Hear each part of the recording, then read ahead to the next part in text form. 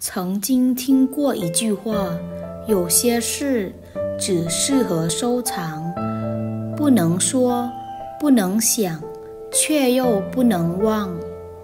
在记忆的海洋里，总有些人，即使已经消失在生活里，却无法在生命中消失。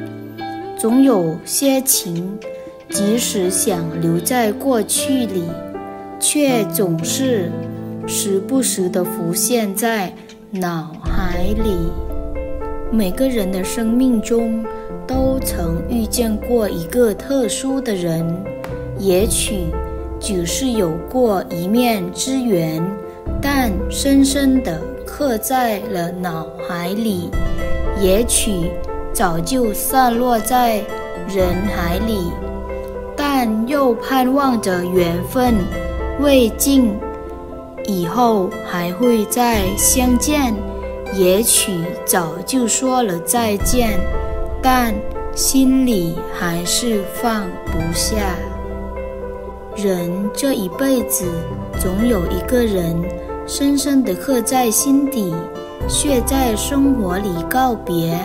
偶尔听见对方的名字，哪怕心里早就翻山倒海，却只能装作无关痛痒。云淡风轻的寒暄，不得不承认，有些人只是遇见，已经是莫大的幸运了。喜欢是放肆，而爱是克制。虽然放不下，但也只能装作忘记。既然没资格，只能受住最后的体面。有些关系最好的结局就是没有结局，不联系，不打扰，余生各自欢喜。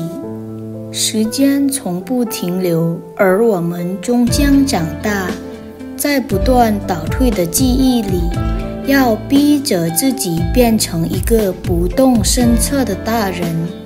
别再情绪化，别再想念，别再回头看，放下回忆，让这些美好都到此为止，去迎接属于你的灿烂明天。不是每一朵花都能结出果实，不是每段感情都能走到最后。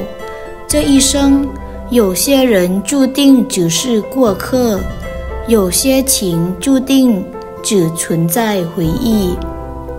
往后余生，握不住的沙就扬了吧，留不住的人就算了吧，学会释怀，放过在感情里不断挣扎的自己吧。